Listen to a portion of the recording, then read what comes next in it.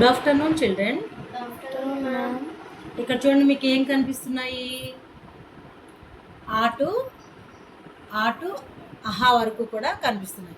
వీటిని మనము అచ్చులు అంటాము. అచ్చుల నుంచి గుణింతాల కోసం మనము కొన్ని రకాల సింబల్స్ తయారు చేసుకొని అవి తీసుకెళ్ళి హల్లుల మీద పెట్టినప్పుడు మనకి గుణింతాలుగా అవి అవుతాయి. అయితే ఆ సింబల్స్ ఎలా తయారు చేసామో నేను మీకు అర్థమయ్యేలాగా, ఇంకా మీరు ఎప్పటికీ మర్చిపోకుండా చక్కగా గుర్తుపెట్టుకునేలాగా ఈ టీఎల్ఎం తయారు చేశాను. చూడండి, ఇక్కడ వైట్ కలర్లో ఏదైతే నేను రాశానో అది వాటి నుంచే మనం గుణింతాలకు సంబంధించిన సింబల్స్ తయారు చేసుకున్నాం. చూడండి, ఇక్కడ పొడవు గీత ఉంది ఆలోంచి, ఇక్కడ కొంచెం పొట్టి గీత ఉంది. ఇదిగోండి పొడవు, ఇలా పొట్టి.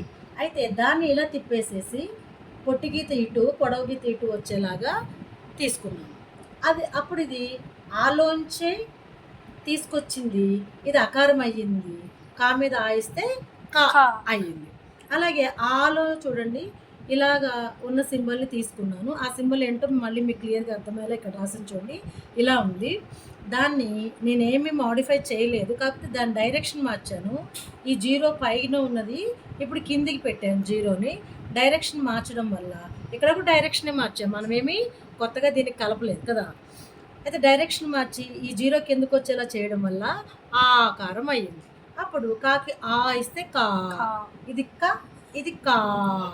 ఇది ఆలోంచి తీసాం కాబట్టి ఇది పెట్టినప్పుడు కా ఆ అని దీర్ఘం వచ్చేలాగా పలకాలి. అలాగే ఇప్పుడు ఈలో చూడండి, ఈ కింద ఉన్నటువంటి ఈ సున్నా లాంటి జీరో లాంటి దాన్ని తీసుకున్నాను. దీంట్లో కూడా ఏమీ మోడిఫికేషన్స్ లేవు. యాజ్ ఎలా తీసుకున్నానో అలాగే తీసుకొచ్చి గా అనే అక్షరంలో పెట్టేశాను. ఈలోంచి తీసింది పెట్టాను కాబట్టి అది ఈకారము కాబట్టి దీన్ని గాకి ఇస్తే గి అనాలి. ఇది ఏకతలకెలా గుండ్రంగా ఉంది, అలా కూడా మనము గుర్తుపెట్టుకోవచ్చు. ఇంకా ఈకారం ఎలా ఏర్పడిందంటే ఇదిగోండి, అదే తీసుకొచ్చాను ఇక్కడ. దీన్ని కొంచెం మాడిఫై చేశాను. ఎలాగంటే ఇలా స్ట్రైట్గా ఉన్న గీతని ఇలా పిలకలాగా వేసాను. అలా వేయడం వల్ల ఈకారం తయారయ్యింది. అప్పుడు దీన్ని గా మీద పెడితే గాకి ఇస్తే గి అయ్యింది. ఇంకా ఉకారాన్ని చూస్తే ఊలో ఉన్నటువంటి ఈ కింది పార్ట్ని తీసుకున్నాను. ఏదైతే నేను తీసుకున్నానో అది సేమ్ అలాగే ఉంచేసాను, ఏమి మోడిఫికేషన్ చేయలేదు. ఈ సింబల్ని తీసుకొచ్చి చా పక్కన పెడితే ఊలోంచి తీసుకొచ్చి పెట్టింది కాబట్టి చాకు ఊయిస్తే చు అయ్యింది. అలాగే ఇక్కడ చూస్తే ఇది కూడా ఊలో కింది దాన్ని తీసుకున్నాను. ఇది ఒకేలా ఉంటుంది కాబట్టి ఈ మధ్యలో ఉన్నటువంటి దాన్ని కూడా తీసుకొని ఈ కొంచెం దూరంగా ఉంటాయి కదా, ఆ రెండింటిని కలిపేస్తే ఊ కారం అయ్యింది.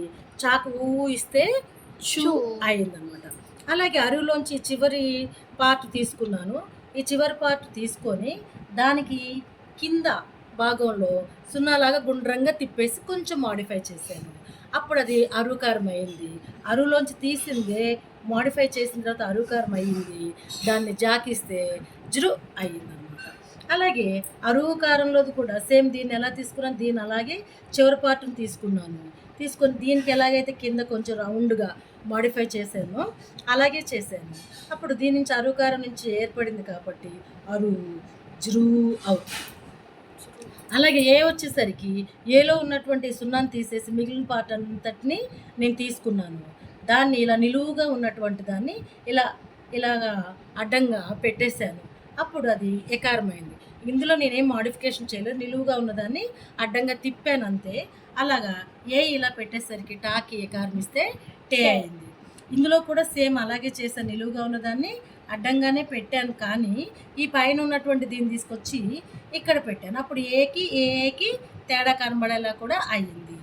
ఏలోంచి తీసాను కాబట్టి టాకి ఏ ఇస్తే టే అయింది. అలాగే ఐకారం వచ్చేసరికి ఈ కింద సేమ్ అక్కడ ఎలా ఉందో అలాగే ఉంది, పైన ఈ ఎకారం ఎలాగుందో ఇలాగా అడ్డంగా ఉన్నదాన్ని అడ్డంగానే ఉంచేసాను. ఎందుకంటే ఎకారం ఎలా తయారు చేసుకున్నామో అలాగే ఉంది కదా, ఇది దాన్ని అలాగే ఉంచేసాము. కాకపోతే దీన్ని పైన ఉంచాలి, కింద ఉంచాలి. ఒక అక్షరానికి ఐకారం అనేది పైన కింద కూడా వస్తుంది. అంటే ఈ మిడిల్లో మనం అక్షరాన్ని పెట్టి ఐకారాన్ని రాస్తాము. డాక్ ఐకారం ఇస్తే డై అయింది. ఇప్పుడు ఔకారము, అవులో ఎలా ఉందో సేమ్ అదే, అవు తల మీద ఏదైతే ఉందో అదే తీసుకొచ్చేసి మనం అవకారం చేసుకున్నాము. ఇంక ఇందులో ఎటువంటి మోడిఫికేషన్స్ లేవు. డా మీద అవకారం ఇస్తే డవ్ అయింది. ఇప్పుడు ఓ ఓ తీసుకుంటే ఓ కింది పార్ట్ని తీసుకున్నాను నేను. ఈ దీన్ని ఇలా ఉన్నదాన్ని దీన్ని డైరెక్షన్ మార్చాను అంతే. అలా మార్చడం వల్ల అది ఒకారం అయ్యింది. తాకు ఓకారం ఇస్తే తో, ఎందుకంటే ఓలోని తీసాం కాబట్టి ఒకారం, తాకు ఓకారం ఇస్తే తో. ఇది కూడా అంతే, ఏమీ మార్పు లేదు, డైరెక్షన్ ఒకటే మార్చాను. ఈ పైన ఇది ఉంది కాబట్టి అది తీసుకొచ్చి ఇక్కడ పెట్టాను. అప్పుడు ఓకి కూడా తేడా తెలుస్తుంది కదా మనకి. తాకు ఓ ఇస్తే తో అయింది. అమ్ములోంచి తీసుకున్నాను. ఇక్కడ ఎలా ఉందో సేమ్ అదే జీరో కదా. ఈ సున్నాని మనం తెలుగులో అని చదువుతాము. ఆకి సున్నా ఇస్తే దాకి సున్నా పెడితే గమ్, దీన్ని అని పలుకుతాము. అలాగే అహాలోంచి కూడా 2 జీరోస్ తీసుకున్నాము. ఆకి 2 జీరోస్ పెడితే అహా, దాకి పెడితే దహ. అయితే ఇక్కడ చుక్కలు పెట్టాను, ఇవేంటి అని అంటే, ఇలా పైన పెట్టిన వాటి అక్షరానికి పైన ఈ గుణితాక్షరాలు ఉంచాలి. ఉకారాలేమో పక్కన ఉంటాయి, అరుకారాలు కూడా పక్కనే అంటుకోకుండా వస్తాయి. ఉకారాలు అక్షరానికి అంటుకొని వస్తాయి, ఇవేమో అంటుకోకుండా వస్తాయి. ఇవి కూడా మళ్ళీ తల పైన వస్తాయి. పైన పెట్టాను కదా ఈ చుక్కలు, ఇవి కూడా తల పైన వస్తాయి. ఐకారం అయితే పైన ఉంది, కింద ఉంది. ఒకారాలు కూడా తలపైన పెడతాము. ఈ అహా అనే వాటిని అక్షరానికి పక్కన పెడతాం కాబట్టి వాటిని కూడా చెప్పడానికి ఈ చుక్కల్ని నేను ఉంచాను.